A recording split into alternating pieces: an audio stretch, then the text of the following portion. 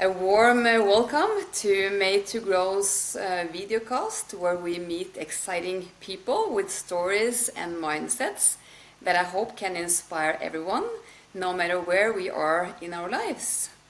My aim is that you as a listener can get an insight into the genuine aspects of how we humans are motivated and how we develop, and how we deal with those both big and small challenges, as well as in the individual's guest, how the recipe might be for this guest for mastering life and career. And my name is Sissel Naustdal, and I founded MadeToGrow based on my huge passion for developing potential in ourselves and others. Because I believe when we feel we can use our potential, we feel better about ourselves, and we can also be a greater resource for other people. And today I have the great pleasure of having you, Benjamin Casteillo, as my guest. Hopefully I managed to pronounce your name approximately correct. You might help me out afterwards. And you, Benjamin, are the founder and the director of New World Together, which is a pioneering research and education project dedicated to promoting global sustainability. And in 2017, you left your corporate career to commit yourself fully to finding innovative solutions for the critical challenges we face today. So I know you have this burning passion and also an expertise in the work that you do, where you have a unique, human-centered, transdisciplinary approach to identify and address the root causes of the many challenges we have in our world. And I have had the pleasure of meeting you digitally a few times already during the last couple of months, related to the world trip that I am doing with my family and my company MadeToGrow. So I'm so inspired by you and the work that you are doing, and I feel really privileged to have you as my guest. And even better, I will soon hopefully get to meet you when we come to Bali on a trip where you are located. So a very warm welcome, Benjamin, and I look so much forward to our conversation. Hi, Sissel. Thank you so much for having me. It's a pleasure. So I would love for you to tell us a little bit about yourself and your journey and your version of that story, like the highlights, so our listeners can get some more knowledge about you.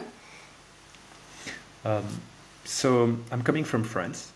I've been raised in a middle-class family.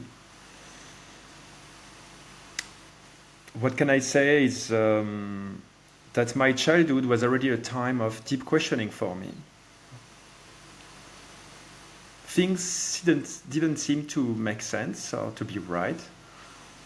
So remember coming out of a supermarket and seeing homeless people begging, and not really understanding why there is so much products and stuff there, and why someone seemed not to be able to get any of it.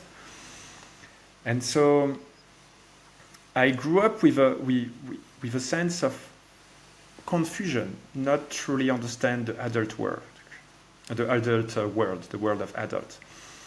And I didn't know what to do with that feeling.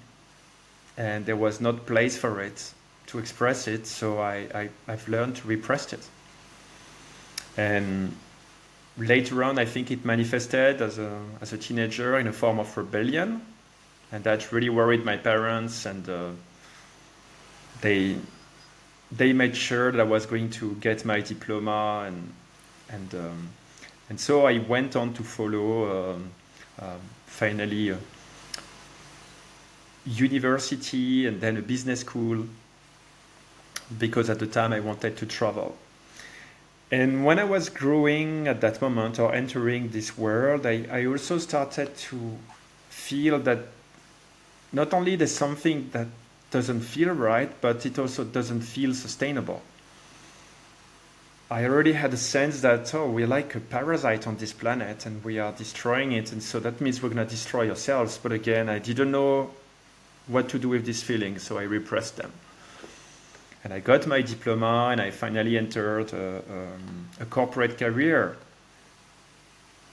And So not knowing what to do with my life, I said, okay, I'm going to try to make the best out of it. And so I ended up doing a corporate career in Bali, which sounds pretty interesting and pretty good for a lot of people. And so I climbed the ladder in that professional world. And the more I climbed, the more all of this seems completely unsustainable.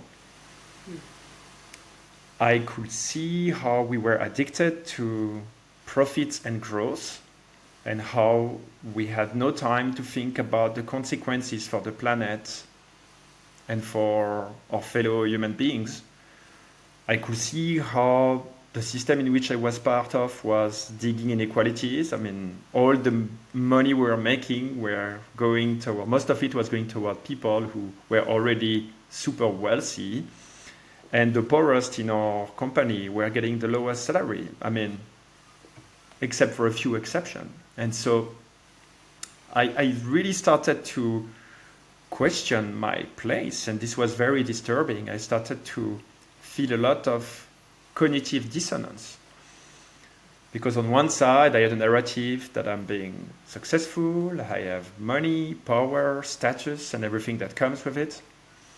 And on the other, I was part of a system that is not sustainable and that's bringing humanity on the verge of disaster.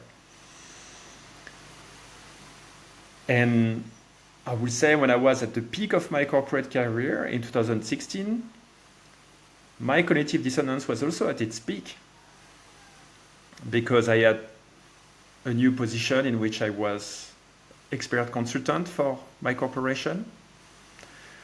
I was working 40 hours a month, so that's about 10 hours a week. So I had a lot of time to think. And the more I was thinking, the less it was making any sense. And so not knowing what to do, I finally decided myself to go to a meditative retreat, thinking, okay, let's at least try to find inner peace. And that meditative retreat opened up a completely new dimension, which I didn't even know existed, which was the inner dimension. And when that dimension opened, suddenly I started to sense that the solutions for us not to self-terminate, because this was really a concern that was haunting me, well, the solutions were actually in that direction. So at the time I wasn't clear. I thought, well, the solutions are in that temple where we're doing the meditation or something. But anyway, I came out of this meditation retreat and I wanted to dive in and to find out. And so I did that. And at some point, this is going to be a bit hard to understand, because I have to describe something invisible and subtle that has happened inside of me. But basically, so at that moment, imagine I was meditating like a lot, and I wanted to dive in deeper and deeper and to find out what are the root causes, how can we address that. And at some moment there was almost like an opening within me, and on the other side there was what I could describe as density and intensity, but something very dense and very intense. And I could basically dive in toward that. I could feel that the door was open and I could dive toward this. But there was very quickly information that came, and it was, the first information was a bit shocking. It was, the answers are on the other side. But the two that followed were even most shocking. It was like, if you want to go on the other side, you must know that you might end up insane. And you must also know that you might end up dead. And so and this was happening within me, and I didn't know what was happening. I was like, what the heck is going on here? And so at that moment, I started to be really afraid. But I looked at what I was putting on the line, and I saw this meaningless life. And I thought, well, if I can get the key for humanity, that's maybe worth putting on the line.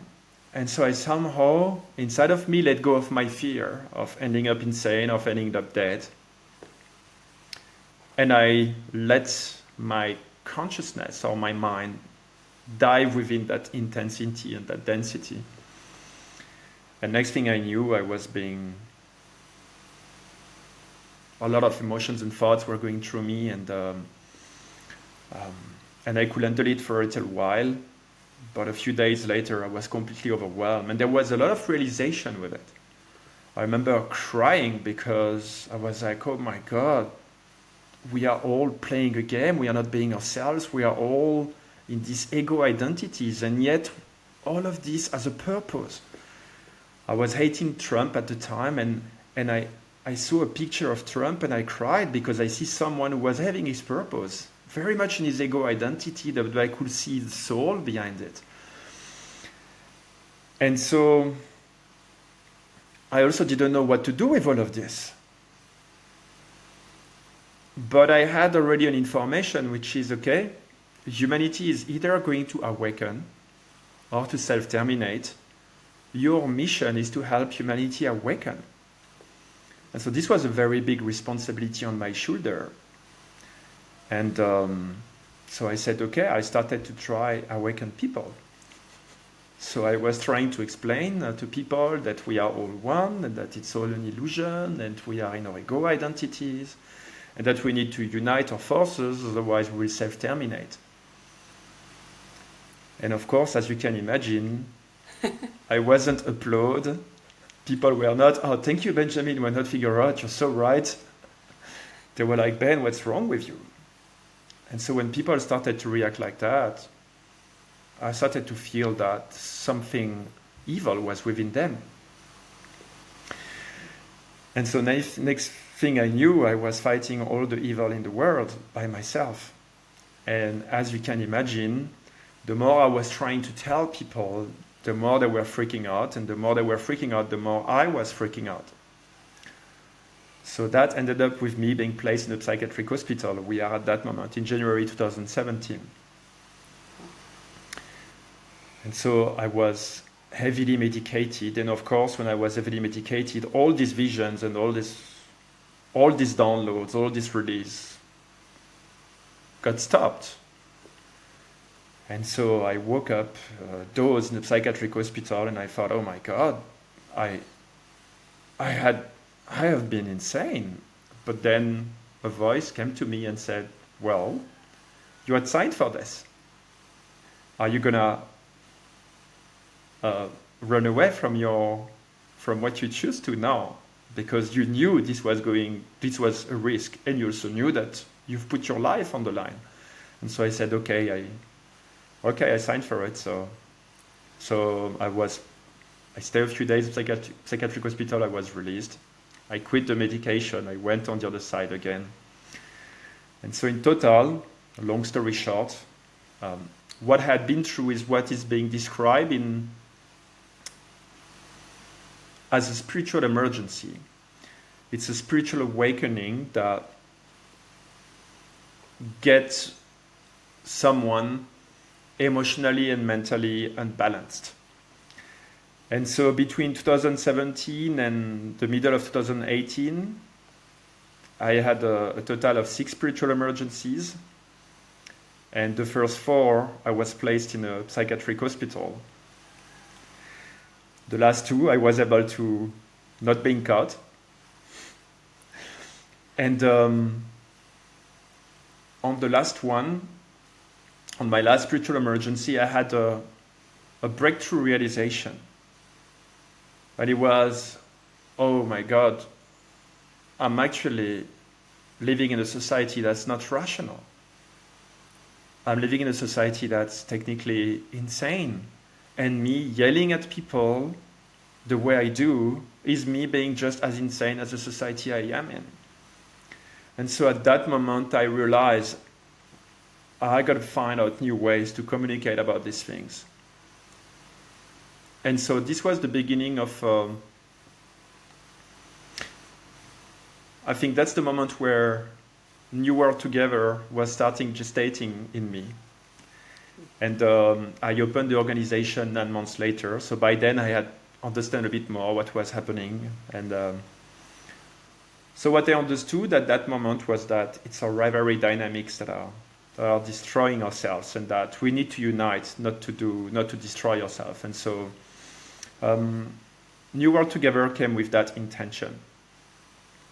And it has evolved into what it is today, because in the process I realized that our problem were deep-rooted within ourselves. And they are deep-rooted in a primal survival instinct that is not suitable for our times, that is not compatible with the exponential technological progress that we have. And so since then, my journey has been to help people realize that the huge problem we are trying to fix outside of ourselves, such as climate change or biodiversity loss or growing inequalities, are starting within ourselves, and that we will not be able to address effectively these issues outside of ourselves if we don't recognize the issues that create them inside of ourselves.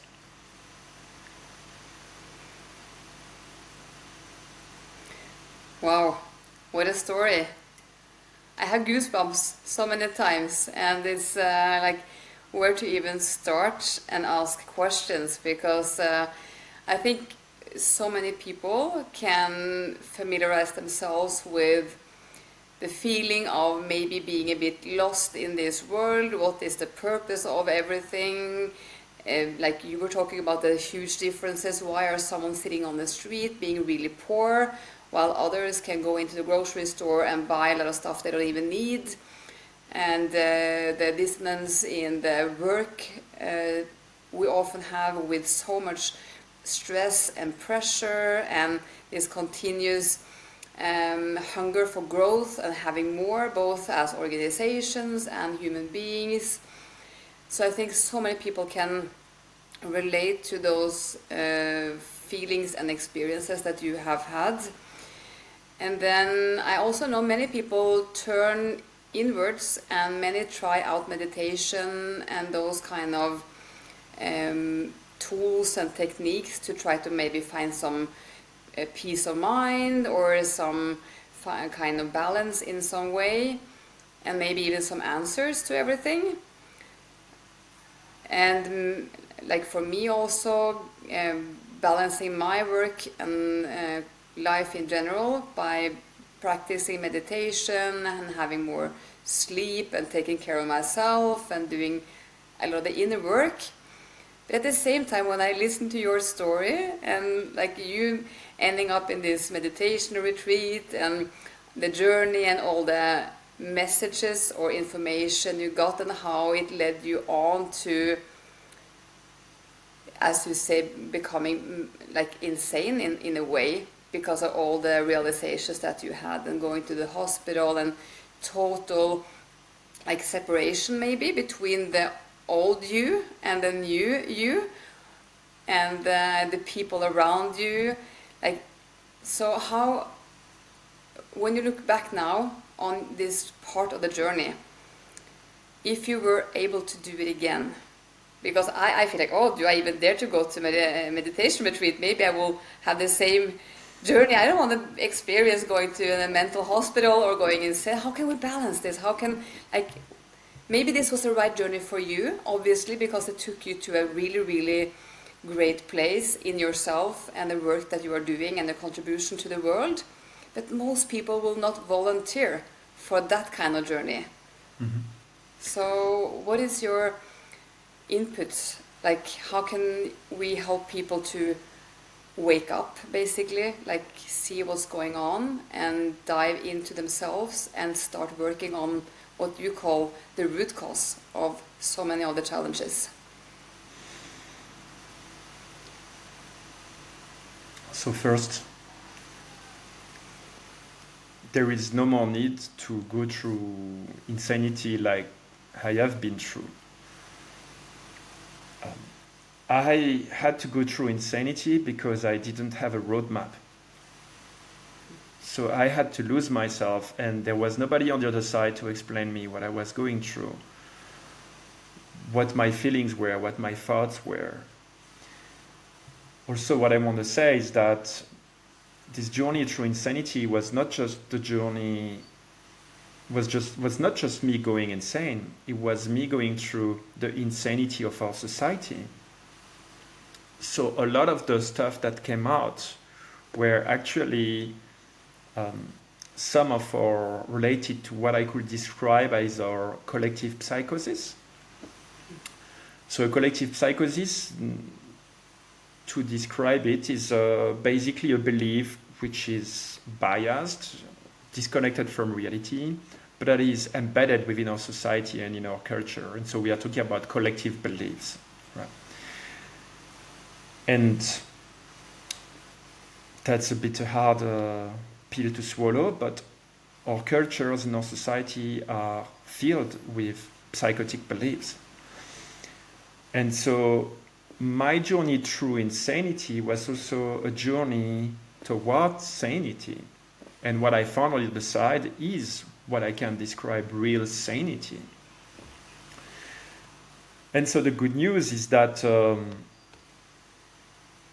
that's part of my work, is creating structure and roadmaps for people to understand where do our irrationality come from? Why are we functioning the way we function? Why it is not sustainable? And how we can, starting within ourselves, to evolve in order to implement and nurture a rational and sustainable way of functioning.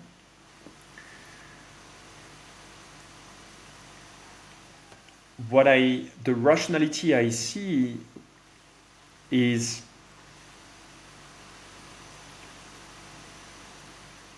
not binary. There is a spiritual aspect to it that is completely aligned with science, and there is a scientific aspect to it that is completely aligned with spirituality. And these two, what I notice that they are, as I am expanding my understanding and deepening my knowledge, they are constantly evolving. But if I look at what I left back, they are sets of rigid beliefs and perspectives that are conflicting with one another, but that are all limited and limiting, and in which we are trapped. It's almost like a matrix. And so what I want to say here is that nobody has to go through what I have to go through, because now we have a roadmap. We have a path to sanity, and we can understand all of this. If I had to do it again, I will do it again, because it is this journey that gave me the roadmap. And I would not have been able to find it if I had not been through it, because I have not seen existing before. But now, this is part of my job, is to make it accessible, so people can have a safe journey to sense making, to deconstructing the false beliefs that are maintaining us in this state, releasing the ancestral fears that are keeping us in that state, and healing the underlying, and recognizing and healing the underlying traumas underneath that. So nobody has to go through that anymore. And I think what I'm speaking about, and maybe that sounds very big, but I'm talking about the psychological rehabilitation of our species. Because right now, we are not yet a psychological species. We are still a psycho-illogical species. This is why we are endangering ourselves out of technological progress. And so now Can I we pause you for a second? Can you go back absolutely and explain the difference between those two? So say again, what's the difference between the psychological and the other one? okay. So the psychological means that the way we function is absolutely rational. Psychoideological means that we are not functioning in a rational way. To give you an example of what is a psychoideological way of functioning, we are overshooting our planetary limits, yet we still want more growth. That's completely psychoillogical. And this is self-destructive, right? If we were psychological, we will acknowledge that we are overshooting our planetary limits, and we'll understand that we cannot continue to compete to have more growth, that this is a way to self-destruction. And so again, the knowledge we bring allows to move from that psychoideological state, which is collective, which is systemic, to a psychological state by simply through a big part of it is through cognitive processes, to understanding where our irrationalities come from. And they can be from ancestral beliefs that are conscious or not, because so something maybe that I can explain for the audiences. Our ancestors had to make sense of the world with what they knew. And they weren't living in the age of information.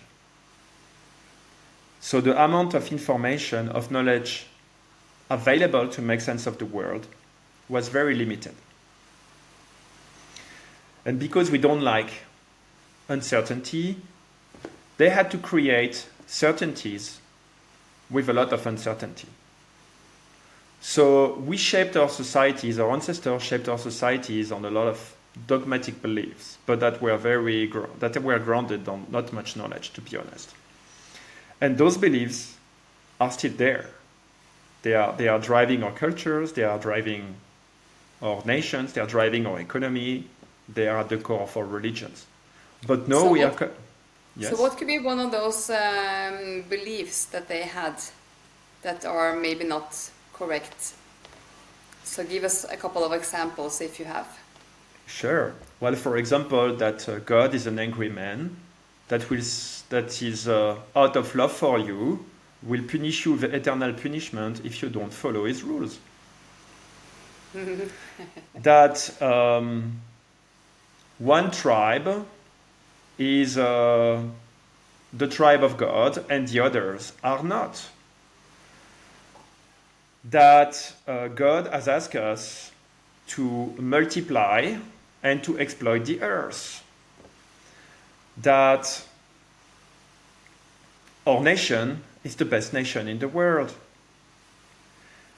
That my belief is my identity, and that losing my belief is losing my identity. And so that man is a wolf to man. That human nature is driven by greed. That the brain is the creator of consciousness. That the universe is all mechanical and has no intelligence or consciousness. That we are separated to each other and not interdependent and interconnected. That indigenous tribes are primitive and that we have nothing to learn from them. That technology is the alpha and omega and that it will save us, etc., etc., etc. So, and I totally believe that ancestors, they made their beliefs and assumptions based on their available information back whenever that was. It was 50 years or 500 years or whatever. I guess we still are. And now we have information overload.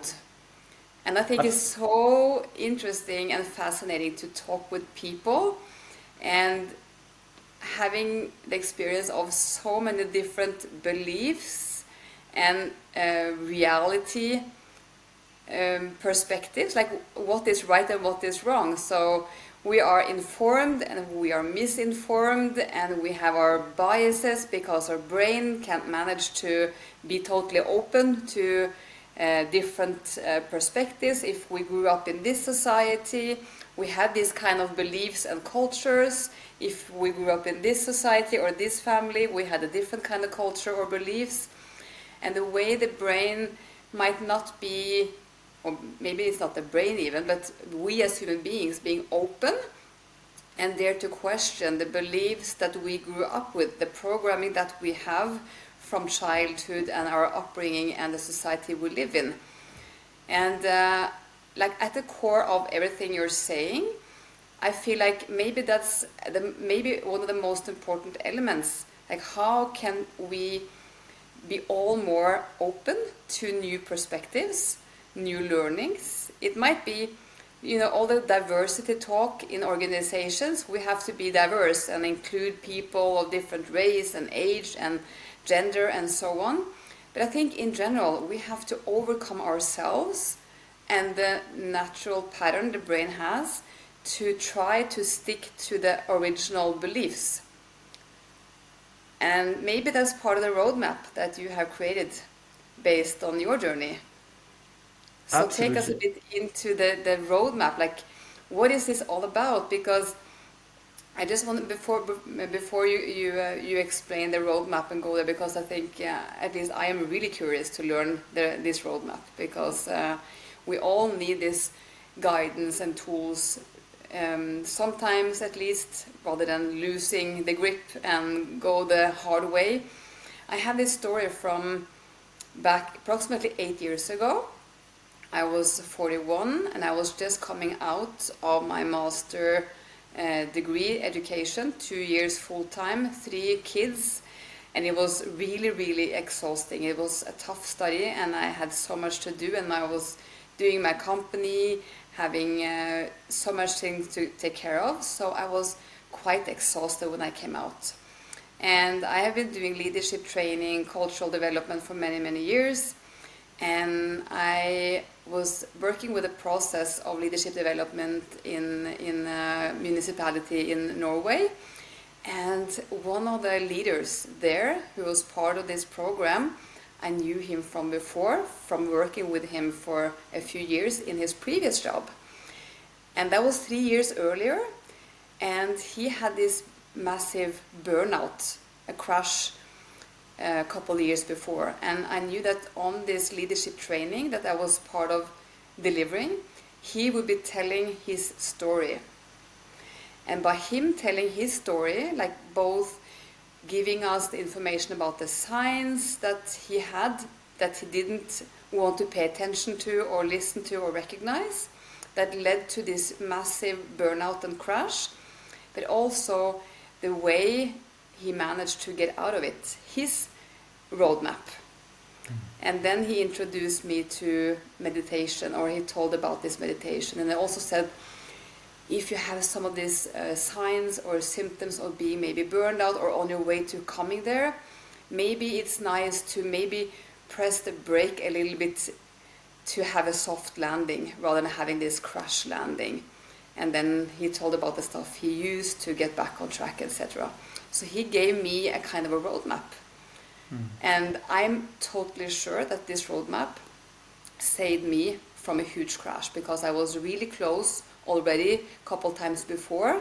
So this was my 3rd time that I had my really, really high warning signs. And if I hadn't stopped back then and grasped some of the techniques and tools and advice he gave me, I think I would never be going more smoothly through it. So I am super ready to learn about your roadmap, Benjamin, and how we can inspire, or how you inspire people to go through a journey to come to the other side, whatever that other side might be, but at least some place that feels better for you as a human being, and also which is important for the society. So please. So this is a multifaceted question. There are many aspects of the roadmap, but because right now we are talking about belief systems and how we can be entangled in them and fragmented by them, then I'm going to use this angle and what we can do about our belief systems for them not to stand in our way to become a sustainable species.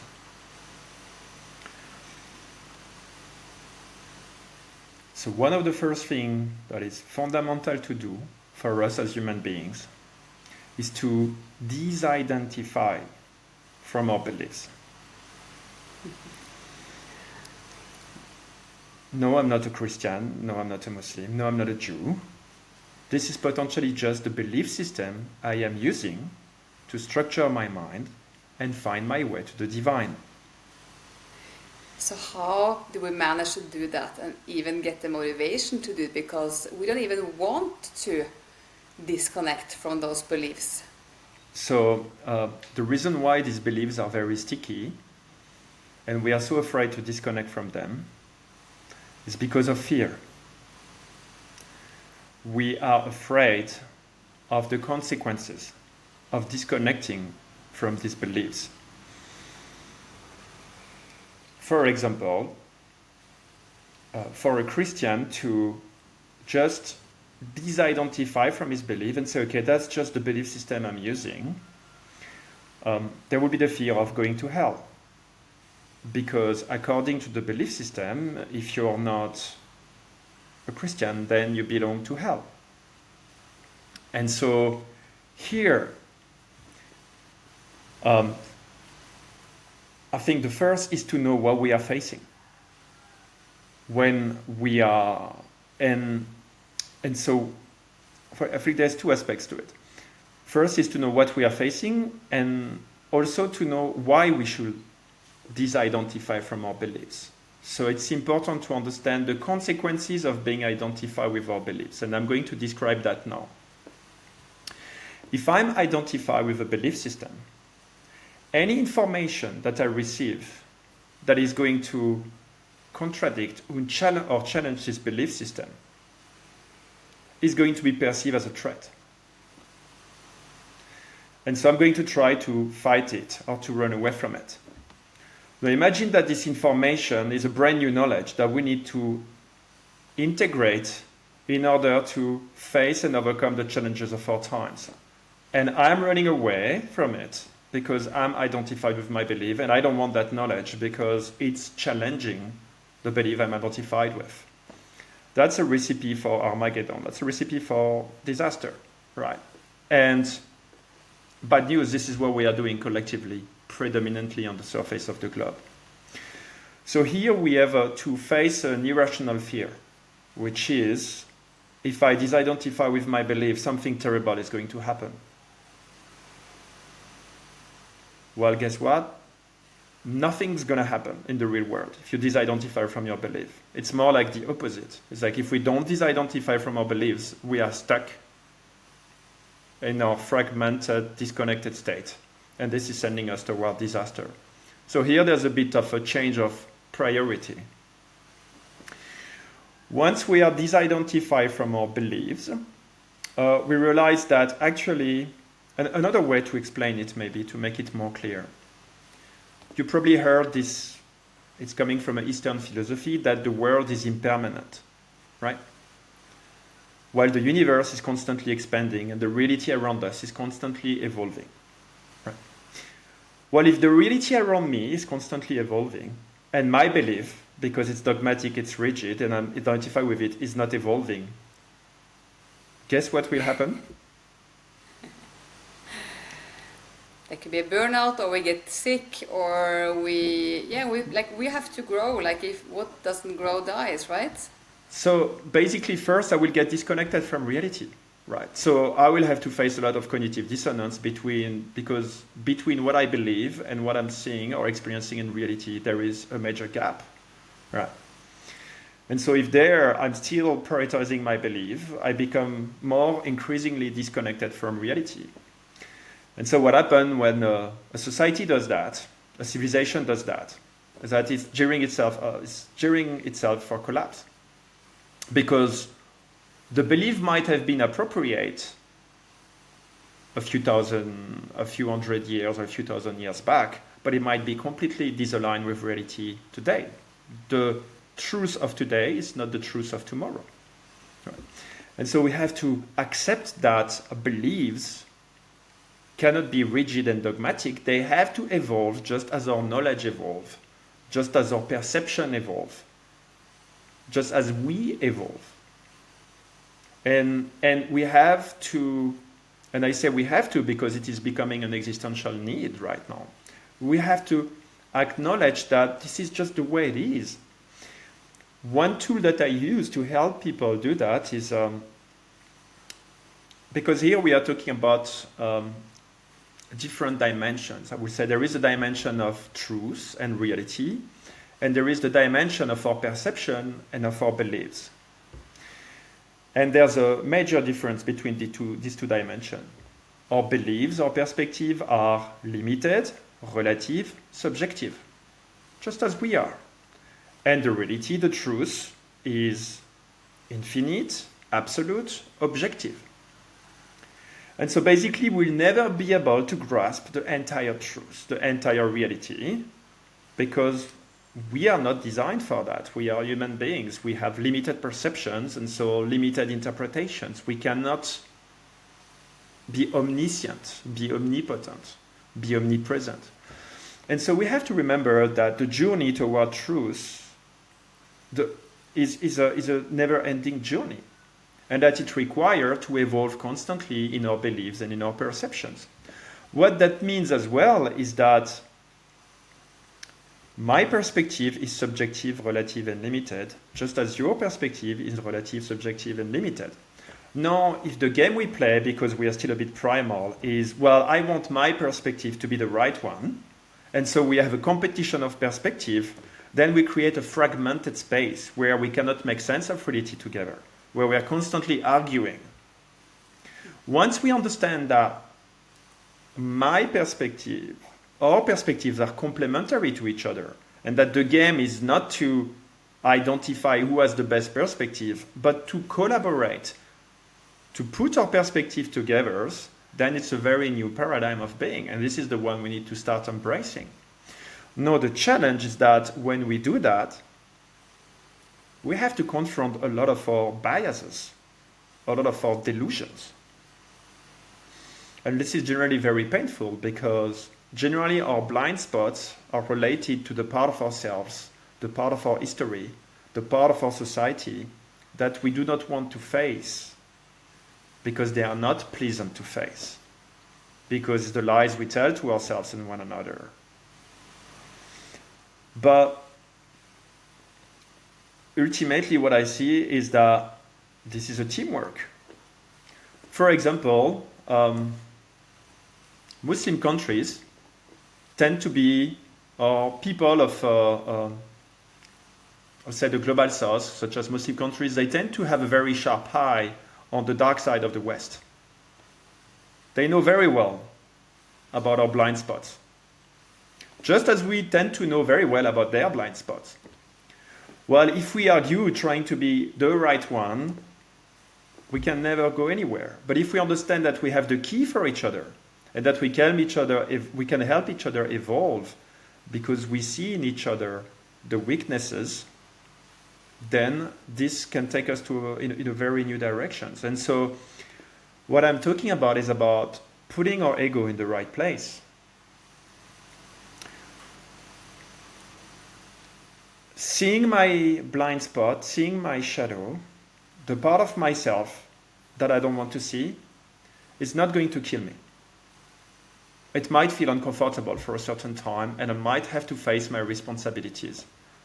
But that's a pretty good thing. It makes me a more responsible, a more conscious human. On the other hand, running away from it, hiding from the part of myself and the reality I don't want to see, is what is going to drive me and my species toward disaster.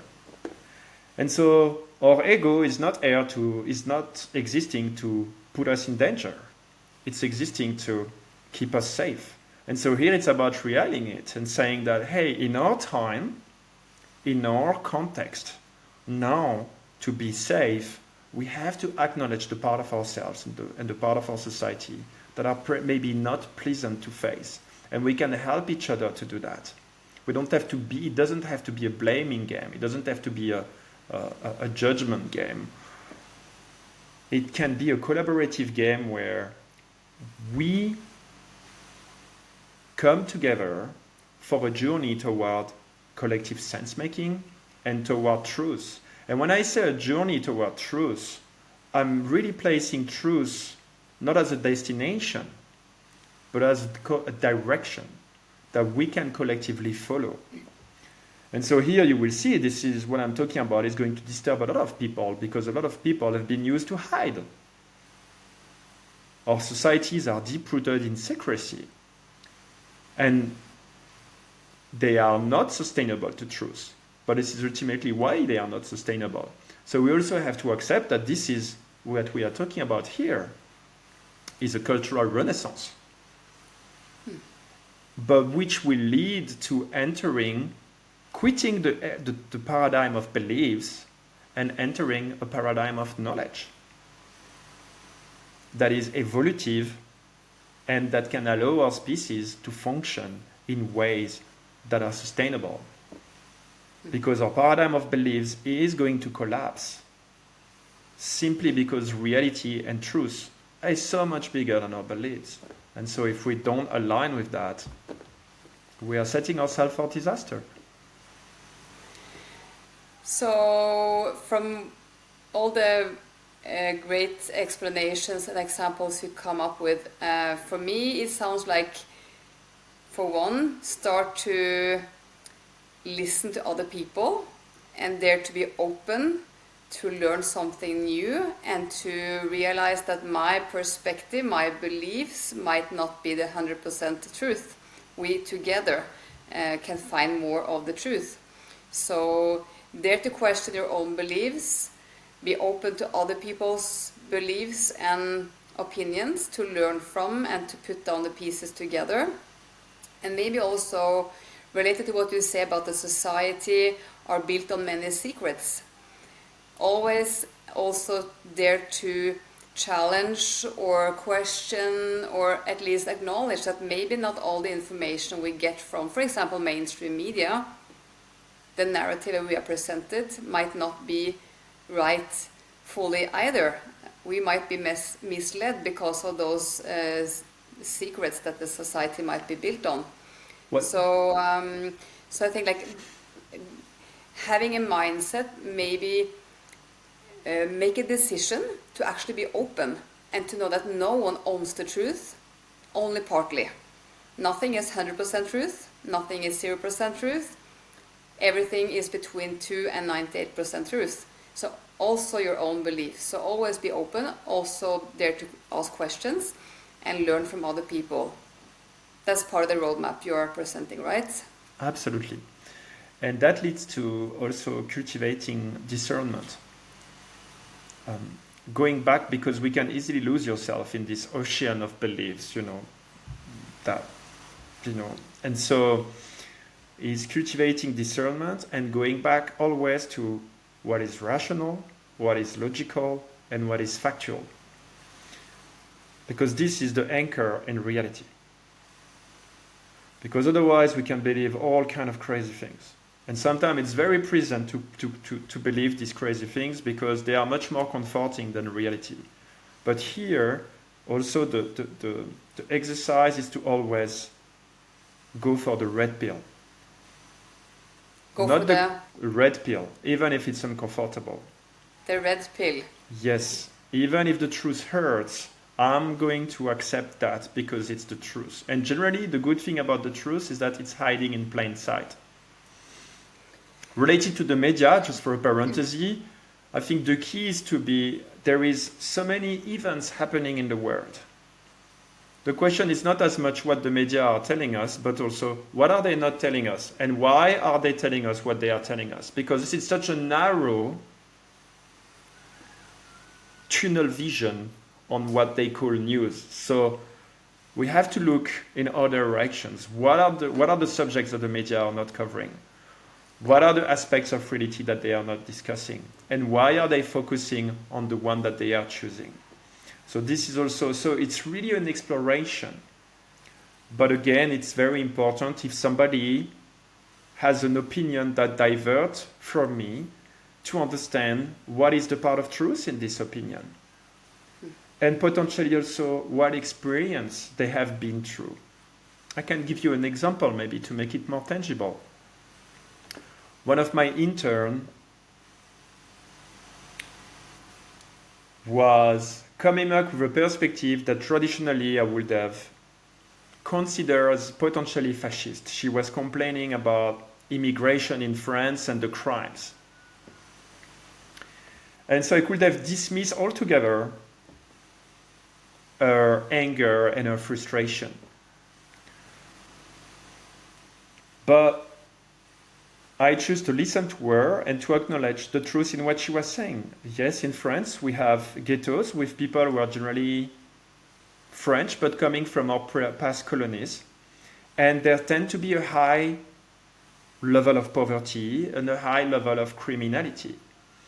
And this is quite obvious often. It's quite obvious to see. We have forbidden in my country to make statistics about races. So it's forbidden to measure that, but people can see that very often. Yes, people there is a higher level of criminality from people who are coming from countries that we've colonized before. And that's very understandable because it's people who've been traumatized by colonization. That it's the category of people that have been exploited by the West. And so it's normal that they carry this anger and this frustration toward our society. But if I don't recognize the truth in what that person is telling me, their fear and their anger, then I'm creating separation. I'm telling them, oh, you're a fascist and you're wrong. And they will think, well, you're in denial and you're burying your face under the sand. But by acknowledging this part and looking at the bigger picture, understanding that here we are talking about collective traumas, and notably the repercussion of the collective trauma of colonization.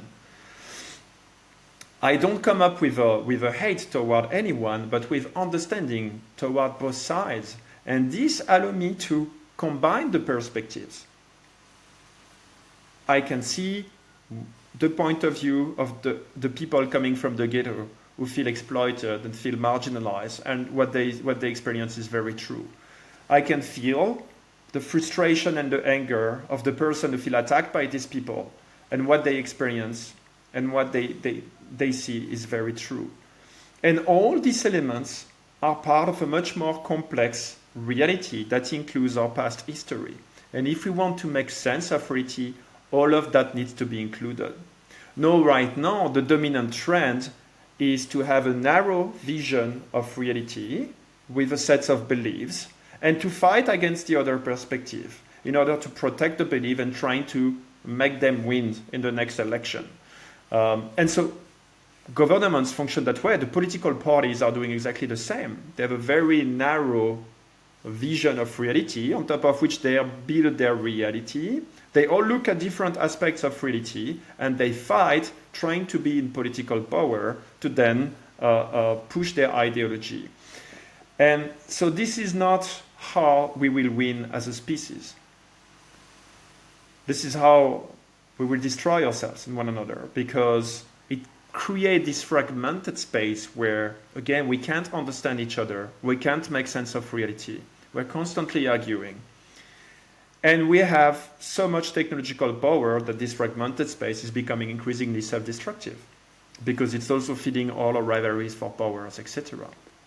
And so, yes, learning to recognize the truth in what people are saying, even if it's different from my point of view, looking at how what the other person is saying is completing my perspective, making it larger, making it deeper. And doing this doing this to help people do the same, so we can break free from the chaos in which we find ourselves.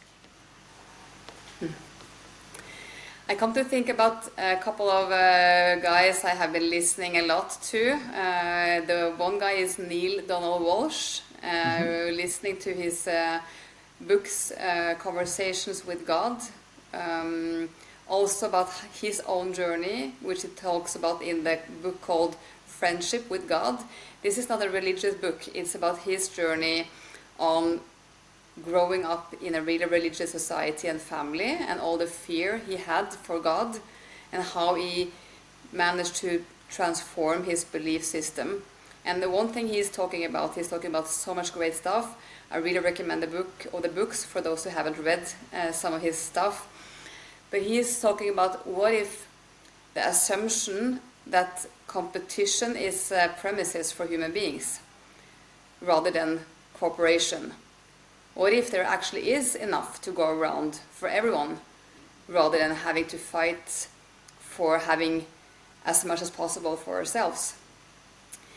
So I think those books are really, really recommendable. And also a guy called Dr. Gabor Mate, talking about some of the same things in regards to what is actually the natural premises for human beings. It's more about love and connection and collaboration, but the society is built on competition and lack of resources, and that you have to fight to survive. So just like challenging your own belief system in what is the natural factors for human beings and the life we are living. So it was a couple of book tips that I was thinking about. I think might be valuable for the listeners to check it out.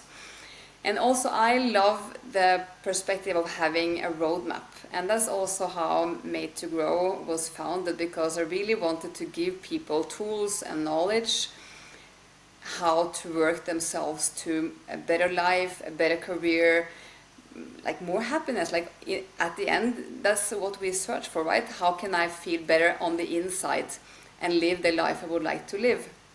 So I'm always listening to like everything you say is like, oh, this is so much about growth mindset, because you have to have an open mind, you have to dare to go outside the comfort zone and challenging your fears and assumptions, but also the learning, like being learning oriented, how to constantly develop and evolve, because if we stop learning and growing, we will not adapt to the rapid changing society. And also having this motivation to change or to achieve something, but also having this meaning, like purpose in life, in a balance with a good self-esteem, feel good about myself, so I can have a solid platform for all my performance, all the stuff I do, my relationships. And of course relationships are super important, and also we have made this roadmap with those 8 topics, and so much of what you're saying is so connected to those kind of elements. So I would love to go back to your roadmap again. So being open, curious, constantly challenging your own belief system, learning new stuff. What else is on your roadmap, so people can have this tangible tips and tools for how to become more aware, more conscious, and to contribute to the society and the world? Another one is the realization that we are the creator of our societies, and that basically our thoughts are shaping the world in which we live in. And right now we've not really paid attention to that.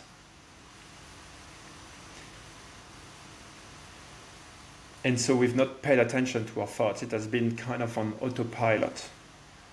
So for example, if you look at the room in which you find yourself, or the room in which I find myself, before they were materialized, they existed in someone's mind as immaterial. This is the same for our nations, it's the same for our economy, it's the same for our religions. These are creation of the human mind. No, right now, because we were not that conscious of it, and we've been on autopilot. We have not come collectively aware that this is just our tools. This is the creation that the thing we've co-created together, mostly out of needs for survival, which makes them, by the way, deep-rooted in fear. One of the key is to realize that we have so much untapped creative power. If we start taking responsibility for our thoughts and making it a duty to improve them. Also, if we start to take responsibility for our creation and how it will shape us, which means that if we start taking responsibility for our intentions. So let me give you an example. The way I speak today and who I am right now in front of you is because 5 years ago, I decided to create New World Together. Because my intention was to help humanity, not to self-terminate. New World Together is an entity, is a creation of my mind. But it has determined how I think, how I present myself, what is my mind busy working on, how I interact with the people. I can tell you that when I created New World Together, I was absolutely not aware of that. I came up to realize it during the work. Now imagine if I had been driven by fear of not making money, and therefore with the impulse to create a business that will give me as much money as possible. And maybe I could have made a fast food franchise. I will still be the same person, but I will have a completely different personality because my personality will be shaped by that franchise I will have created. And I will have completely different sets of priorities, completely different sets of being and relating with the world. And so one key is to be very clear on our intentions when we create something in the world out there, notably a business or an organization, and being very clear with the fact that what we are going to create, this entity we're going to create, is going to shape us back. And so the society that our ancestors have created, our institutions, our economy, our nations, have mostly not been designed consciously, and right now they are shaping us unconsciously, not in a way that allows us to function in ways that are sustainable. Now it's time to reclaim our creative power and to say that those are just tools that are supposed to serve us. And if they are endangering us, not only we have the capability, but we have the duty to transform them so that they will serve us again. And of course, the key for that, if we want social structures, entities that serve us, we need to be clear that they need to serve in priority what we share in common. See, right now, we live in a reverse paradigm because what divides us is prioritized over what we share in common. Just think of it. In our societies, the nations that are dividing us are more important than the planet uniting us. We have hundreds of millions of men trained to die and kill for their nation. How many men are trained to do that, to protect the earth? So basically the new paradigm is about getting our priority right. The planet we share in common is more important than the nation dividing us. And so that should be clear in our intention. That should be clear in the way we design our society and ourselves. The humanity we share in common is more important than the rat race dividing us.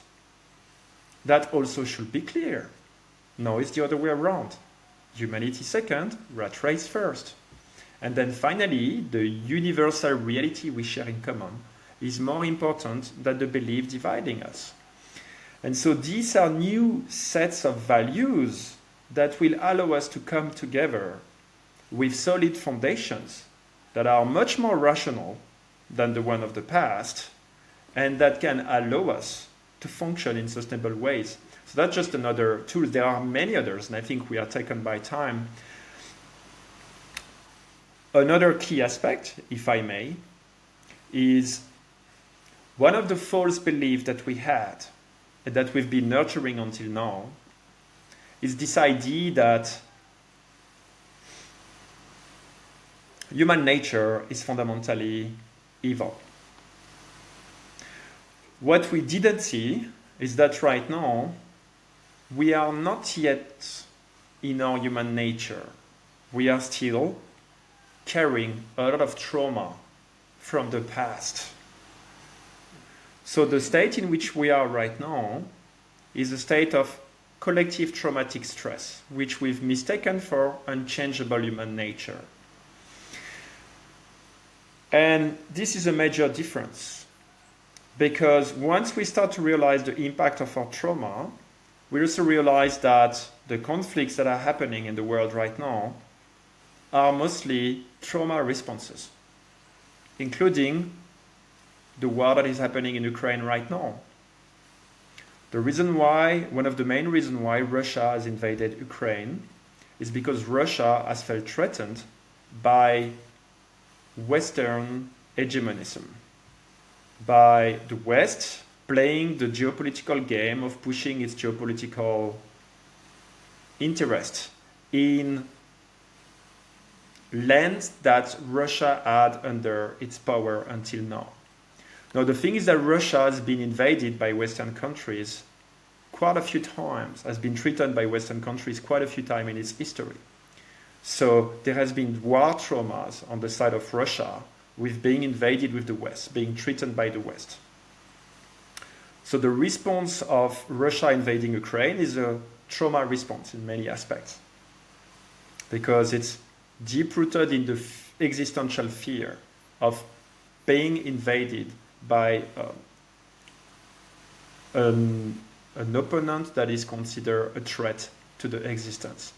And so if we realize that there is trauma behind the reaction, we also realize that this is not a good guys versus bad guys story. This is simply humans who are afraid of each other and are trying to protect themselves and their identity. And also we will go back to your identification with belief, and therefore losing the belief is losing our identity, etc. So this is all a combination. Everything is interrelated. But this is also a key aspect, bringing collective trauma awareness to our society so that we can start understanding what is happening within us when things start to get chaotic, conflictual, and we can bring empathy, having more empathic response rather than reptilian ones that are just perpetuating the cycles of traumas. Ultimately, the roadmap that I see starts within ourselves, with being aware. But awareness is not enough. I can be aware that I must stop smoking. That doesn't mean I will stop smoking. That awareness must be integrated so that it can be embodied, so that I can reunite it around me. And then, of course, once we're able to embody the awareness of the change that is needed, it's also not enough, because we cannot do it by ourselves. So we need to bring coalitions between people who are on the same level of awareness, who are sharing the same intention, so we can make everything that we are talking about popular, so we can nurture what will lead to a cultural renaissance that can lead to systemic change, because ultimately those old systems are not sustainable. They will need to be deeply transformed. And ultimately, where do we want to go? We want to go toward a regeneration. We want to go toward a reparation of what has been damaged both inside of ourselves and outside of ourselves. And so what we are talking about ultimately is a regenerative transformation of planetary scale that starts within ourselves. And so that's for me a path, and the only path that I see realistic if we want to have a desirable future. It is almost as if humanity was ending the stage of the caterpillar. You know, the caterpillar, it feeds like compulsively to grow until it reaches a certain mature size, which it enters a cocoon. It's its own regenerative renaissance. It dissolves within the cocoon to become a butterfly that can fly. And so the image I have is Homo sapiens, a human that didn't really know how he thought and how he was functioning, but did his best to survive.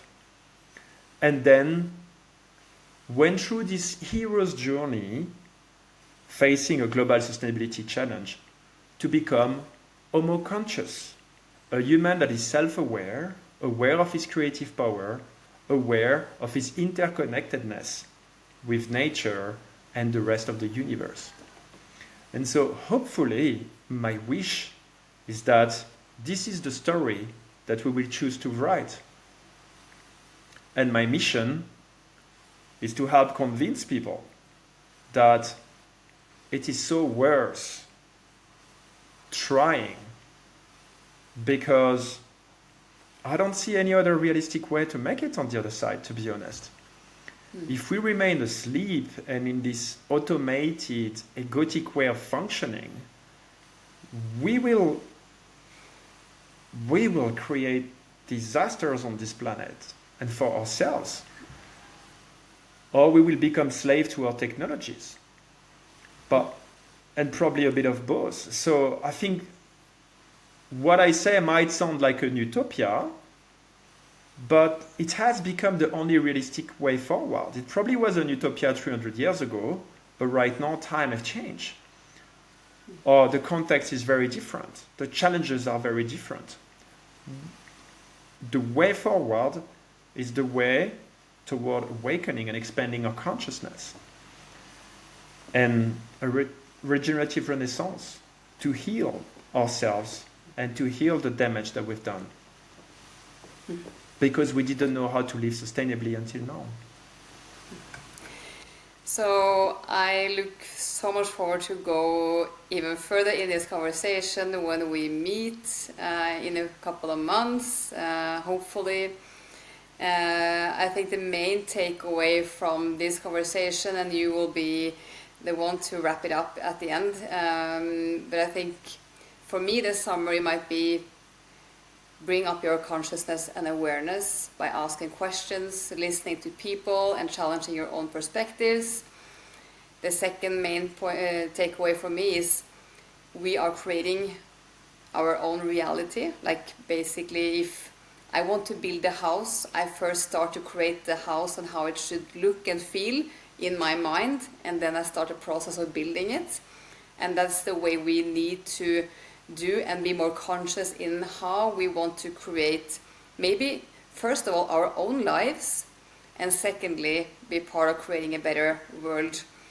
And many people are not even thinking the big thoughts that you are thinking, like how can I be a huge contributor to the world in making a new company, or start a massive project, or have this influence on big corporations and politicians and society.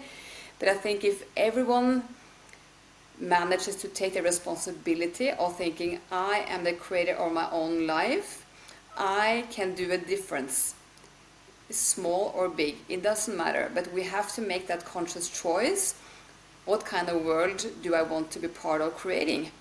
So if you were to wrap up a little bit around what might be those 2-3 most important steps, like what can the people who are listening to this conversation start doing, like the small steps, even today or tomorrow, like 2 or 3 main things to make it specific and easy for people to say, okay, what now? How can I get started?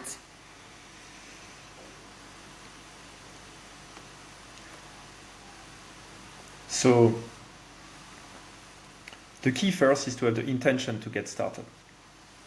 Because if we don't have that intention, then it's not going anywhere. The second is So to the decision. I want to create something better an and have an intention, intention. an Yeah. intention, and then taking a first step. The first step is important. And we can do steps every day. It doesn't have to be big. It doesn't have to be spectacular. It doesn't have to tackle the macro issue, but it can be small steps. And knowing that when we are taking that step, we are going on a journey. We might not have all the answers when we take the first step. In fact, most likely, because we are in unknown territory, we'll have very little answers. But it's about having faith that the answers will come along the way.